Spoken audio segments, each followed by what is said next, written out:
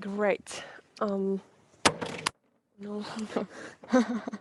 is my mic Started still well. on? That was my phone, sorry.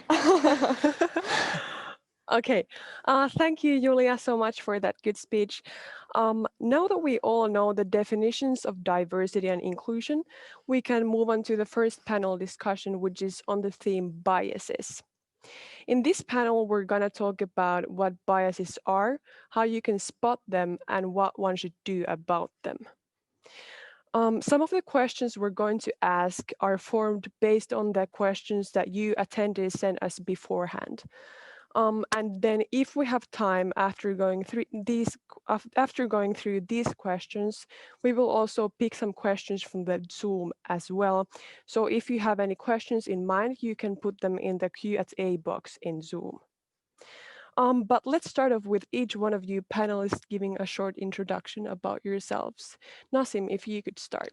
Yes, thank you. Well, I'm the ex-Chief Inclusion Officer at Slush in 2018.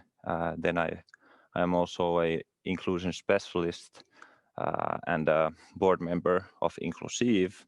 And currently I also work as an executive producer at ZOAN. That's about me. Cool, thanks. Well, Nasim and I go back because I've been working at Slush for a while as well. Started there working in the program team 2017, worked there as head of program till 2019, end of 2019, and then been the president of Slush this year. I think that sums up my startup background at least. I'm Nora Huovila. I don't have any experience in Slush, but I'm the CEO and co-founder of Videoly. We make the use of product videos easy for online retailers. Good, thank you. And I'm Pauliina Martikainen, investment director at Maki.vc. And Maki.vc is an early stage VC firm investing in deep tech and brand-driven companies, primarily in the Nordics, although we have a global mandate. So that's briefly me and Maki. Thank you. It's great having you all here. Thanks. Then let's continue to the first question. Very basic. So do you yourself have any gender-related biases? Let's start off again with you, Nasim. Okay, well, first I want to say that as being a man, I can't fully know all the experiences that women are encountering in their lives, but I can try to understand as much as possible. But yes, of course, we all do have biases, and that's the good news. And also the bad news is that we all do have biases. Like we have probably internalized during our lives all like different types of biases, gender-related biases, as for example, maybe we tend to see women as more empathic, and maybe men are seen so that they do not show their emotions as much as women. But these are like the things that we have internalized, and yeah, we need to work hard on dismantling different types of unconscious biases. Yeah, I can continue. Of course, we all have biases, as Nasim said. And it's really hard because most of them are unconscious biases, so they're really hard to spot. I have been trying to work with gender biases, especially a lot at Slush, but I do recognize with myself other biases easier. But on the matter of gender biases and this discussion, I think it's great that Aaltoes is organizing this. I do think that tackling gender biases is usually the first step, as it's a topic that touches on half of the population that is underrepresented, and even more so in tech. But I also think it's really important that we have men discussing this as well. because it doesn't help if the underrepresented group talks about this just by themselves. So I think it's really brave that Nasim is here, and it's brilliant that you invited diverse panel here today as well. Yeah, definitely. Thank you. Yeah, so I can kind of like agree with the two earlier ones that of course I have biases as well. And it was interesting actually, because after I graduated, we started this Aalto Women in Business kind of network to really kind of make it to kind of make all the kind of excursions that we were having, like to include more the female perspective in all of them. And we were kind of like maybe fighting against a bit like, why is all the leadership like always all male, and why do they only hire people like themselves? And we cannot really relate to the experience, like to the example that they are showing. And yeah, then I jumped to this entrepreneurial journey, and it was maybe 3 years along the company, and I realized that all of our team was like women exactly like myself. So women in kind of like maybe highly educated women from the Nordic countries in a way, maybe. And but I have to say today we just actually looked at the diversity numbers, and now we're 50-50 kind of women and men. But I think it's very, as you guys said, I think it's very human to have these biases, because basically when whatever we're doing, whether we're kind of investing or hiring people to build our teams, it's that we want to avoid risk. And it's very natural that you're kind of like inclining towards something that feels familiar. And I think that is very human. And I think especially the thing about making the unconscious conscious is something that we should be focusing on. And I'm trying to work on myself as well. Yeah, cannot do anything else but echo the previous speakers here, but also kind of highlight that I don't think it's only like we all have unconscious biases, and what Oona also said, that it's not only gender that kind of that should be the highlight of it. For instance, if I talk about like from my perspective as a VC, I easily, or I think everyone easily labels people somehow. And for instance, I might be thinking when I meet a researcher or an engineer, I might be thinking that, okay, this person does not really know how to drive business forward, or I might meet someone from, I don't know, a background from a branding agency, and I might be thinking that this person probably is very good at, I don't know, waving hands and talking about identities and personalities and yada yada yada, but does not really know the hardcore stuff of business, and that's obviously like oftentimes not the truth. So kind of really important to actually be talking about the unconscious biases, and a very good topic that we have today. Mm-hmm. Yeah. Next, we'd like to ask you how to kind of spot biases in your own thoughts and actions. For example, Oona, you already mentioned that you try to do that like consciously. So could you, for example, start like telling how do you do that? Well, I have to start with that. There are so many biases that I don't think I will ever spot all of them. I think what has helped me at Slush, where I first kind of encountered this, is discussing about it a lot, especially in the program team, and then later on in the larger team. Maybe once you start thinking and talking about it, you start thinking about it more and more. So just thinking about, for example, one of my friends said that people in airports choose a line that represents them best if the lines are as long. And I started thinking about what kind of lines do I choose in airports. So just these little decisions and thoughts that come to your head, maybe questioning them. Was there a bias there? Did it affect, or like, was there a bias in my thought, and did it affect my action? If you don't spot it, it most likely will affect your action. And even if you spot it, probably then also. But then getting perspective from people who have different perspectives kind of helps to dismantle that as well a little bit. Yeah.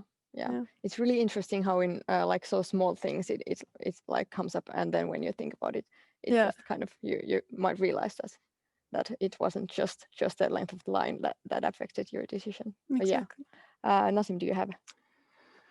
Yes, well, echoing a bit what Oona said, but also like usually like what in my case I've seen that I just have to go very uncomfortable with myself as well, and be honest that, hey, here I had like the unconscious biases were affecting on my decision, and then I have to reflect on it and try to dismantle those that I wouldn't step in the same traps, but sometimes you need to kind of like step in the unconscious bias traps in order to learn. But one thing also which we can do is that we try to understand more different type of unconscious biases and biases, whether they are related to racism or sexism or ableism, phobia, stereotypes. Yeah. Like grow the amount of understanding towards these topics. Yeah. Pauliina, do you want to go next? Sure. Very good points from the previous speakers. I think one of the best things that I've done, and actually our team did that last fall, we actually partnered with Inklusiiv and challenged all the European VC firms to undergo this unconscious bias training. And our team did that as well as part of the process. And I think it was really eye-opening, and actually we like in practice noticed that every one of us had some sort of biases, and some of them are actually like really stupid in some like some ways, as in like, for instance, we were asked as part of one practice to picture this Hungarian sporty person, and for some reason every one of us was thinking of this like older man who maybe like a shot putter or something like this, like a muscular man, and obviously it could have been easily been like a very toned young woman, but that was just how our brain functions somehow. So that was definitely like an eye-opener, and also gave us tools as a team to actually kind of have common tools and common language also around this topic. And afterwards, it's obviously only one step in the kind of on the journey of understanding your own biases, but it's been kind of easy afterwards also as part of our like investment decisions or any discussions that we have with the team to actually like point out also others kind of biases when we see that they might be approaching some topic from a bias point of view. It's kind of easy when we've all been through that kind of a rehearsal together. It's easy to also talk about those things. So definitely, I think one of the most valuable things that you can do to yourself is kind of be aware of yourself, but also have people around you who actually are aware of the topic, so they can also coach you further.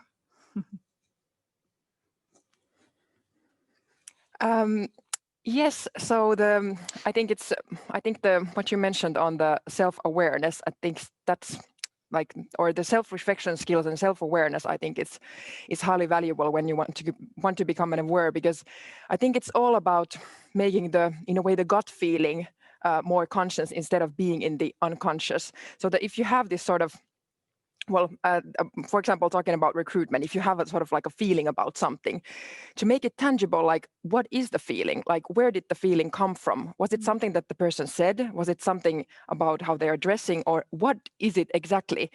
And to kind of, the more aware you are with yourself, then you can kind of like sort of investigate and dig in, like this was the thing. And then you can look at the thing like, okay, it was the way the person dressed. Like, I don't think that person is credible because of the habitus that they had. And then you can think, okay, does it actually matter? And you can make a kind of like a conscious decision. And then you can be like, okay, actually, maybe that doesn't matter at this point. And so yeah, self-reflection and self-awareness, I think, is important. Really great points. Next up, I had planned to ask, how should you act when you find biases in yourself? Nora, you already kind of shared about that, and Pauliina as well. But does any one of you have a personal story on some bias that you noticed in your own thinking, and then you decided to swift that into the right direction? Would you, Nasim, have anything on that? Yes, actually, I have one that came to my mind. Was that I think it was a month ago, I was asked to be a judge in one competition where they came up with ideas of something, and then I remember the situation where me and the other judges were giving points or saying out loud the points that we were giving to these teams. And then I remember some judge saying her points, and then I was looking at my points and I was like, this doesn't match. And I was thinking about kind of like changing them, and I actually did change them because that's called a confirmative bias. So you want to kind of like fit in with the other people, and usually that's seen that can happen in a group interview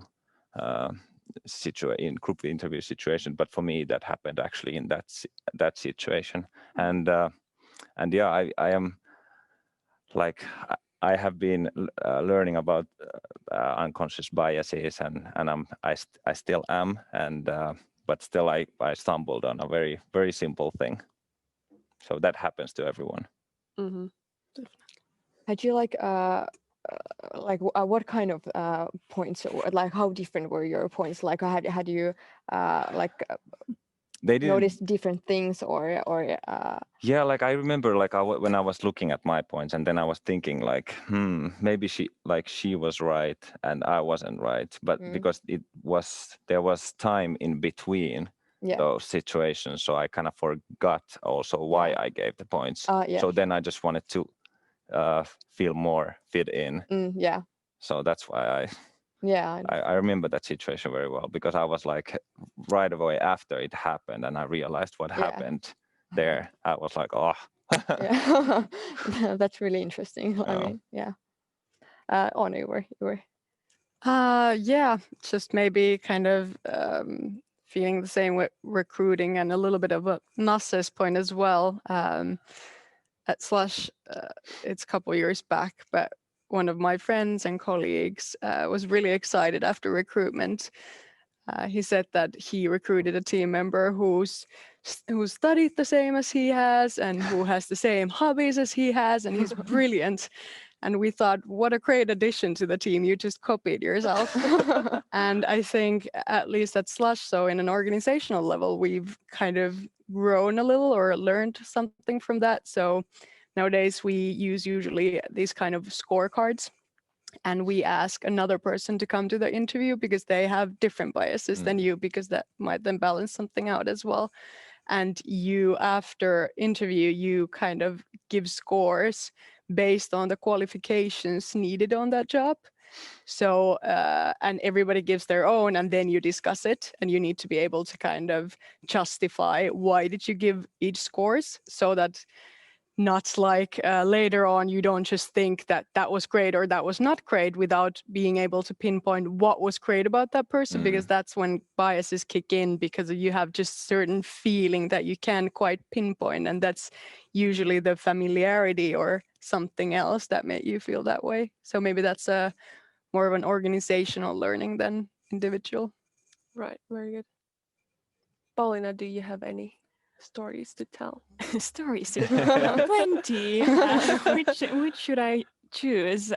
Maybe kind of coming from a different perspective, but I would love to see more of like, because there are like probably situations where you notice like before you kind of hurt someone's feelings, you probably can already then kind of spot some of the biases, but then there are obviously those situations where you actually screw up and the other person is not feeling included.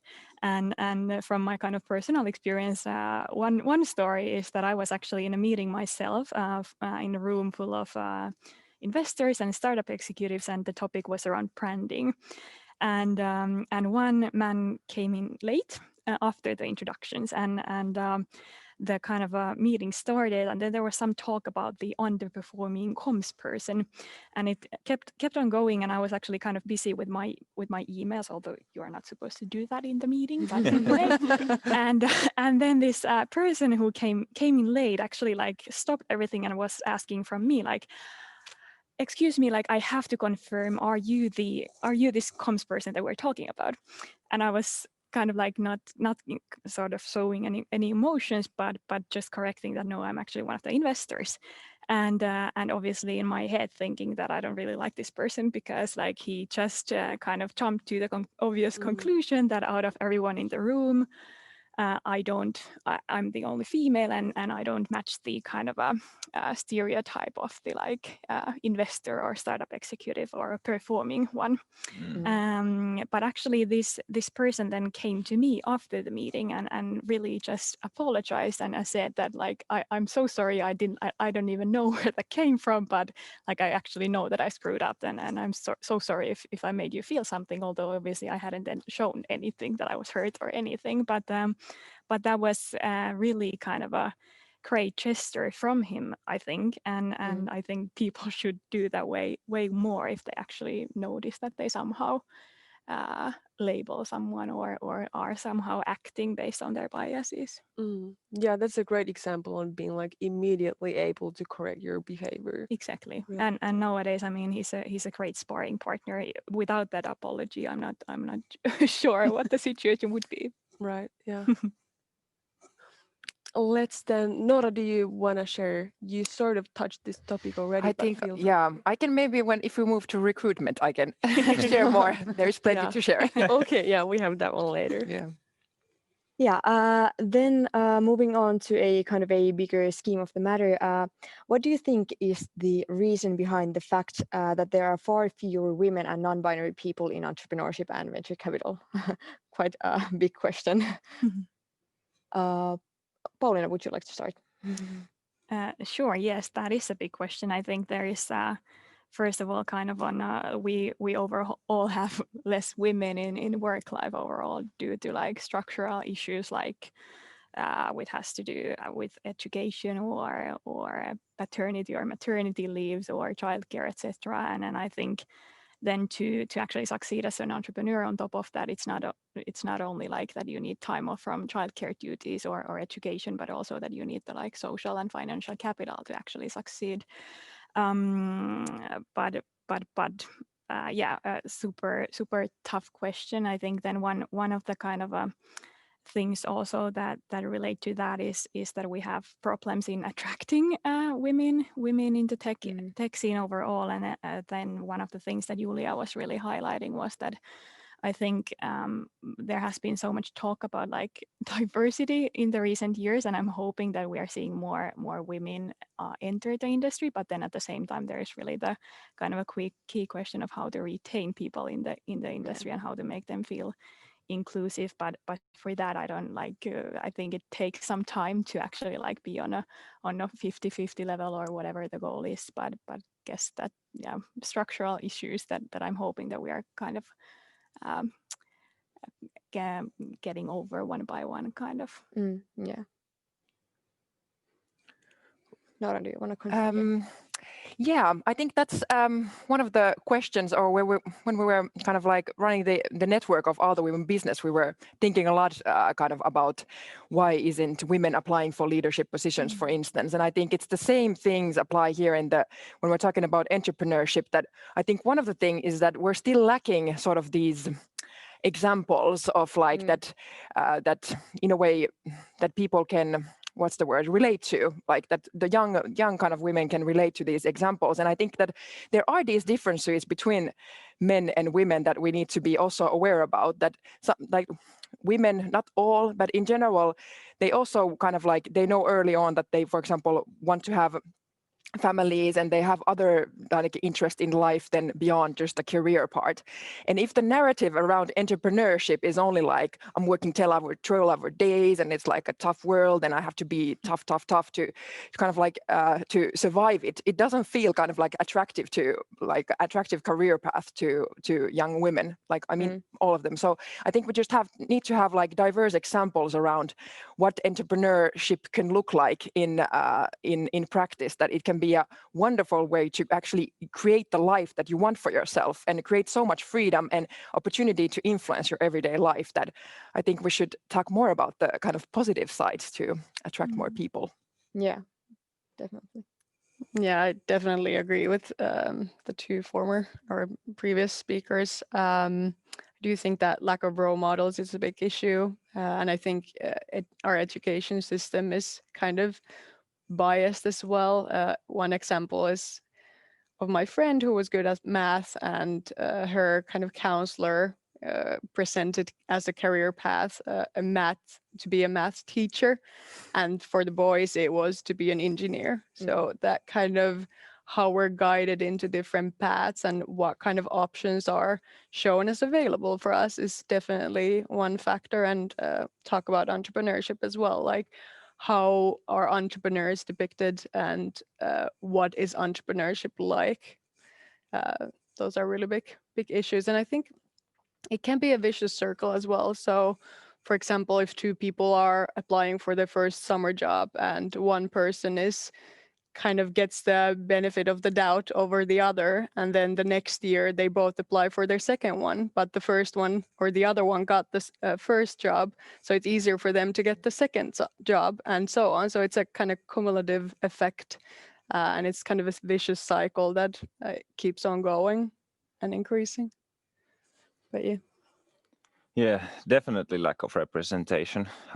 If we think about like if you think about the successful entrepreneurs, the first 5 people to come to your mind are white male. So it's really hard to for a young woman to relate to that person, that I want to be like that person someday. And definitely like the root cause is in the structural like in the structures of our society. Like like Oona mentioned, there are unconscious biases among the student counselors as well.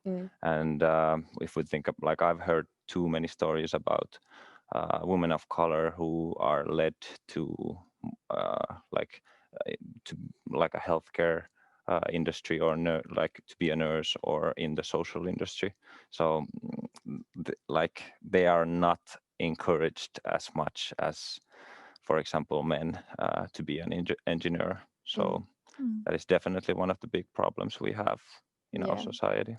Yeah, role models are definitely like the importance of a role model is like huge. Like for example, one study we went through with Celia is like stated that, I think it was by Microsoft, and they found that if girls had a role model, although this handled like STEM careers, but if the number of girls doubled if they had like a role model in their life who they kind of looked up to, and who was in a for example worked in a STEM workplace or so it's really important.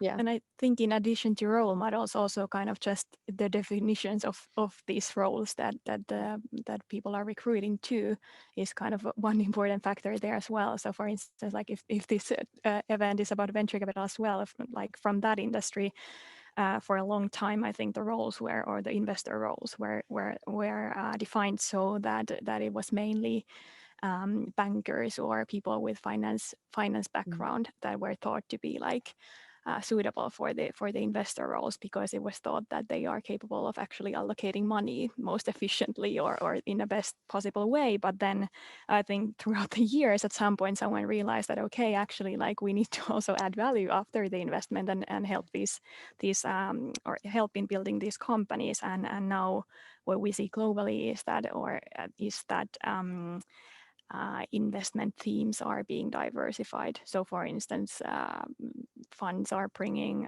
functional expertise into their teams, recruiting HR or marketing people into teams and so forth. So I think kind of also the role definition and kind of having a broader definition of who is suitable for the role is also kind of the key here. Yeah, definitely. Yeah. Apart from like the lack of role models and such, do you think there could be, or what kind of structural issues there could be that also affect women's career choices?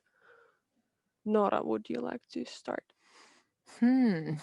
I think the kind of like a good point. I think it's kind of like it's really weird that it all starts from the kind of school and the things that you start.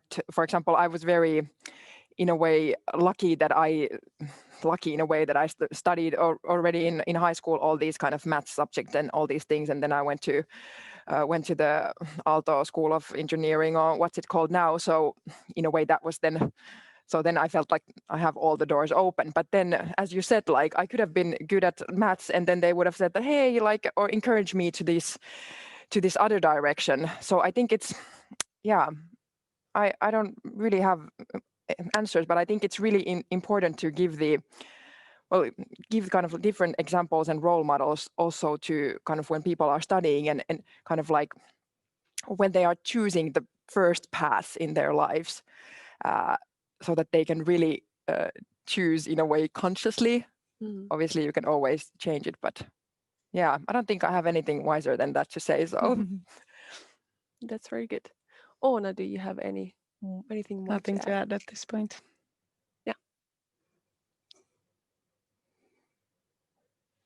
Okay, well, then as a kind of a follow-up from that last question, how do you think, or do you think biases affect recruitment and selection? Nasim, would you like to start? Well, I have started so many times, so if somebody else wants to start, but I can start. Go ahead. Okay, well, yes, there are several biases that can affect in a recruitment situations, and there's an organization called Shine, if I remember correctly. They have stated 7 different biases. One was actually the conformity bias that I was explaining about, but then there's also affinity bias, that we tend to hire people that we assimilate with.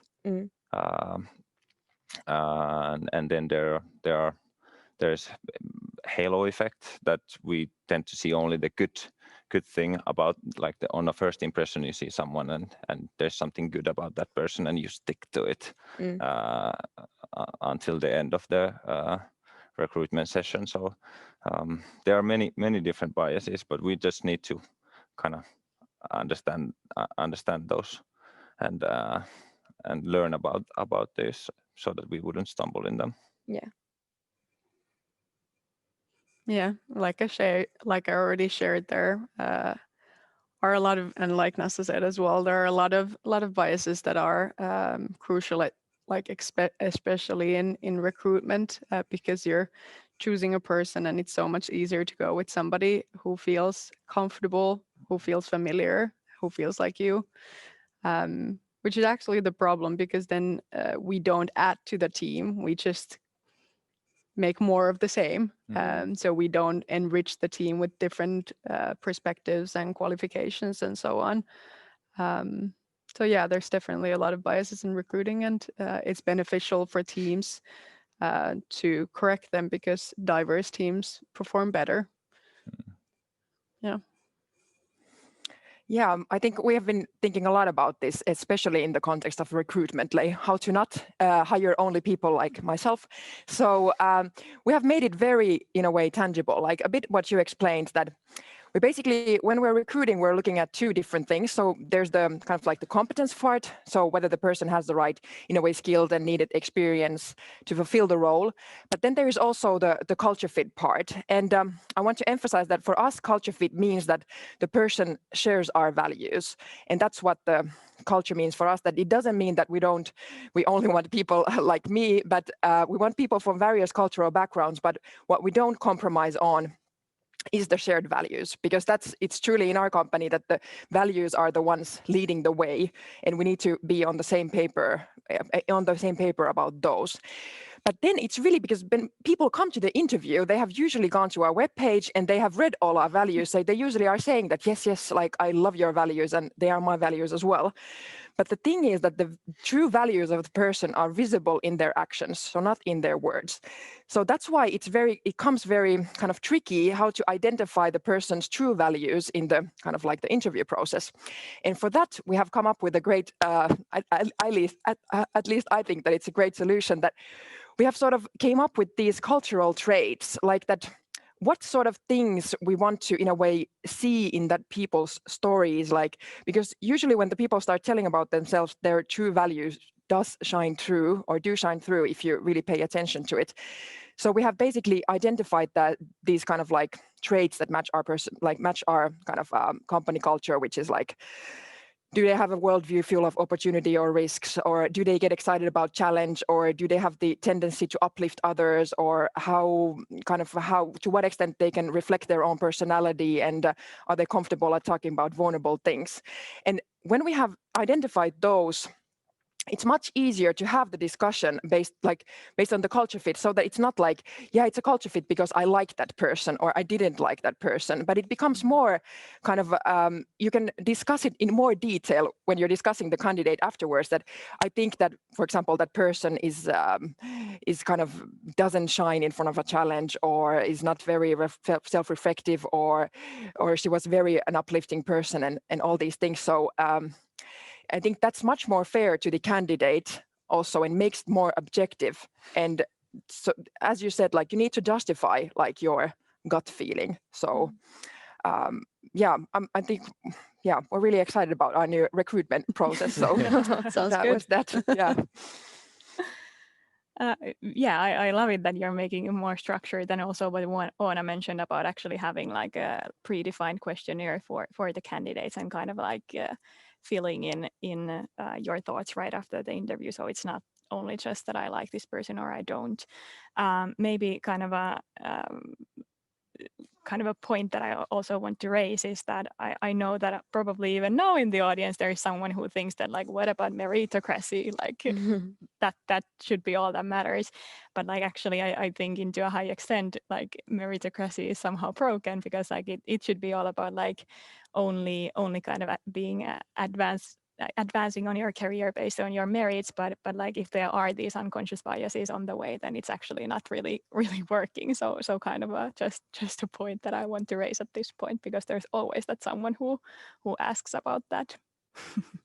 Maybe I could add there that Nora was talking about the culture fit, and we have been actually talking in Inklusiiv that we should kind of like a little bit challenge that approach, so that we would see it as a culture add. So whenever the people who you're recruiting are sharing the same values and probably agreeing with the mission and stuff, but then we should look at what if there's two people who have totally same skill levels and same capabilities, like then we should check on like what is the addition that they would bring to the company.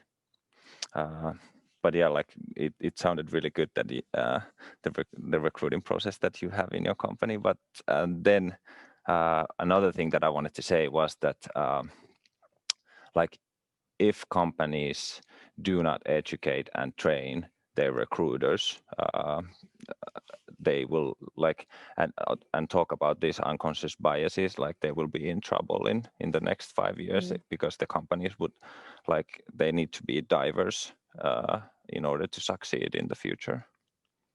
Yeah, also if the recruiter is not well educated enough, if they ask kind of leading questions, they might ask leading questions that are kind of positive for some and negative for some, and then they get the outcome they were looking for, kind of. So it's really, like Nasa said, it's important that recruiters get some education as well. Yep, thank you. Then moving on to VCs. How do biases affect investment decisions in venture capital? Pauliina, would you like to start? Well, they do, I guess. But maybe kind of to bring additional layers to the question is that, like, how like VC firms work is that it's not only the investment decisions, but kind of the overall way how you operate. And for instance, at Maki, so first thing that I guess affects like who gets funded is who your investors are. So kind of the diversity of your own investment team. And for instance, in our case, we've tried to have people with different backgrounds, with different educations, with different, like, from different genders and so forth. But obviously, even us have still a way to go on that part. Then after the team, I guess, comes the actual like decisions, and I think there, obviously, like we see tons of cases, and we have to be in many of those cases we have to be able to act very fast and kind of make that initial kind of yes or no decision very fast. And oftentimes it's somehow like you have to develop as an investor this sort of a pattern recognition into an extent, but then at the same time obviously you don't want that to be too somehow the guiding light in your work, because you might in some form that's also a bias that you're building. So actually in investment decisions as well, I think it's crucial to have kind of these question batteries that are at least into an extent that you would repeat the same questions for each company and so forth, so that you somehow like debias your own processes. And then at the same time, in our case, for instance, we, as said, we did the unconscious bias training. So I think that's also been helpful as like or kind of a tool for our investment processes.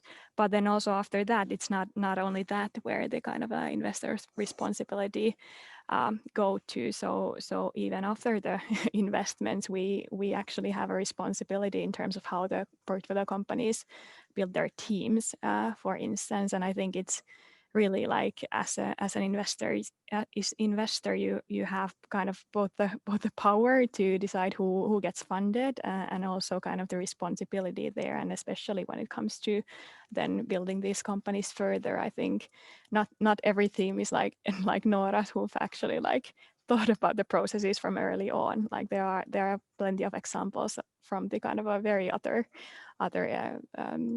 end of the spectrum. So there also the investors play a crucial role. Right. Nora, would you like to add Yeah. that? Yeah, I think it's an intriguing topic, this whole VC biases, because we just closed our first venture capital round now in August, and we were throughout the process in the springtime, and during I met with I don't know how many different VCs, and I was all the time thinking like, does it affect that we are like a women? Well, basically we're a mixed company. So Sergei, our founder, is like obviously a man, but the kind of leadership team is like 50-50 men and women, and we were kind of thinking throughout the way that does this affect like whether we get funded or not. And eventually we got funded, so I think that was kind of good news. But in the way, I think it's very, and I was thinking a lot about it, I think it's very human to have these biases also as a VC, because like it's a big decision to make. Like I understand that the VCs, they are responsible for their investors and kind of like, and you really want to make a good decision. And there, I think even with all these kind of the kind of questionnaires and kind of like to have a different process that the VCs follow, that I think there is still the gut feeling plays at least some part, and it's easy to invest in people who maybe, because like many of the VC people, they are like former entrepreneurs, so they kind of know like these are the qualities in me that made me a good entrepreneur, so they are looking the same qualities in all the others. And also I think that the kind of like the pattern that they are looking for when they are assessing these companies, I don't know if the pattern is the right word, but the thing that they are looking for, I think it's more designed for kind of men-led companies. Because I think I remember when I was kind of presenting, or we were building our financial models, and then one of our advisors like was saying that, hey, Nora, you have to kind of like be a little bit more aggressive with the growth thing, because like the VCs, they usually just drop 1-0 from, or drop line, because like they are used to seeing like men delivering their pitches, which tend to be maybe more aggressive than the women's pitches.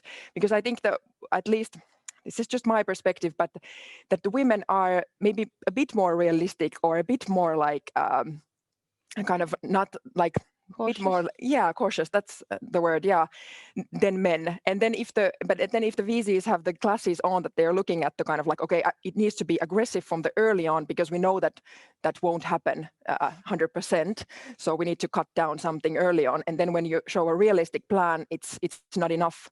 And then I think that's very interesting, because then when hearing about the data early on, that then it's eventually like women-led companies are performing much better. So I don't know, but yeah, I have no answers, but this was my thoughts on it. Very good. I think really good points. I think there's so much to go on with this. I think especially in early stage investments, there's less performance data or data. So a lot of it comes to kind of intuition, or thinking about the founders. And I guess it's similar to recruitment, like, and what you said, pattern recognition and your previous models of success, and can you recognize yourself in that person, or certain kind of personality attributes, for example. Another thing is that at least what I've heard, that investors often feel like they need to be interested in the field or the business model or the entrepreneurs themselves in some level. And if they cannot assimilate with that person or with their business model, for example, or their industry, let's say femtech, then they're not going to invest because they feel like that's maybe not within their realm of interest, or they don't have competitive advantage in understanding that field. So I think there's a lot of things that play into it, on who gets invested in and what is the end result on that. Really good points. Throughout the years, it has been so that the people who have got the investment have somehow been like the investors have been assimilated to these people somehow.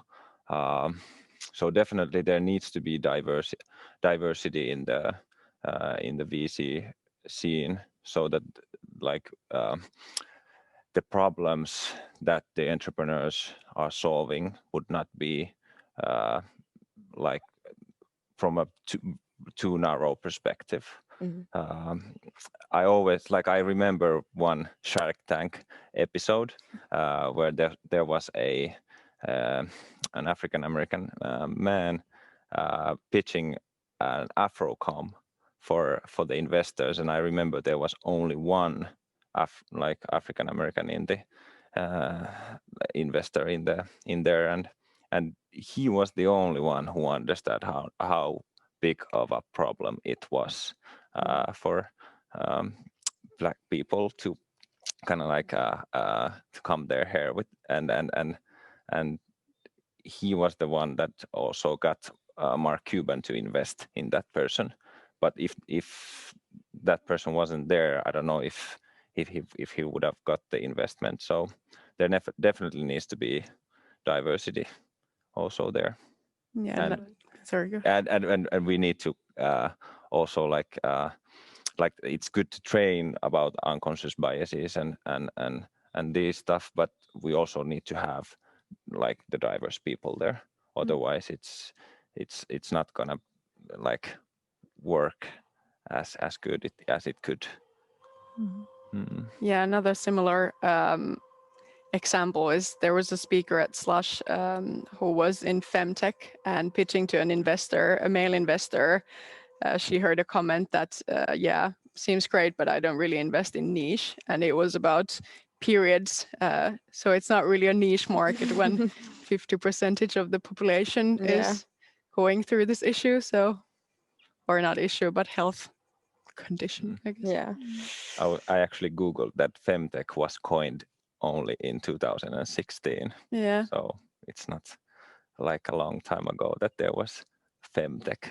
I don't know if the items or the products were before that only designed for men and both women and men. I'm not sure, but that was just something that I don't know why I brought it up, but Pauliina has great material on this on both podcasts and otherwise. Yes, but I actually wanted to ask from Nora, like just curious myself, did you, when you started fundraising, did you actually like, how did you choose the investors that you were approaching? Like did diversity, for instance, like matter to you? Because for instance, in our case, we've kind of like tried to pay attention to like our brand and communications and how we can be easy to approach and use, I don't know, not the darkest colors and have like pictures of diverse entrepreneurs. Yeah, I think we didn't think of it that way, that we approached basically everyone. But how we in a way chose the investor, I think it was very important that we felt we are aligned on the values, and also because as I mentioned, our values are a big thing for us. So we really wanted the investor also to understand that this is not something we're kind of compromising on, and we believe that due to these values, this will make our business very successful. So we were really looking for that fit. So luckily, I think we found a very good, so far so very good, like a investor that kind of really shared the kind of like a founder friendly approach and is like, and the cooperation so far has been that they are kind of like helping and supporting us instead of trying to change who we are. Yeah. Because I think that wouldn't work. But yeah, but I kind of. Yeah, but actually I did approach one VC that I thought that, oh, this is super exciting. It was like I think it was Norwegian based, and they were like only women there. I think they were like maybe investing in only in like women-led founders or something. I think that's one thing I kind of like remember, but otherwise I think we didn't pay that much attention to it. But yeah. At least, but I'm sure you will positively stand out if you have like brighter colors or a bit more lively, a bit more human friendly than these typical like banker. And I hope that the tables turn even more at some point, so that you or the entrepreneurs actually kind of are even more picky when it comes to their investors. Yeah. Sorry to cut you off, but it was a really good discussion. Unfortunately, we're running out of time, so we have to finish it up here. But thank you for all the panelists. It was great to hear your views and experiences on this matter. Thank you. Thank you so much.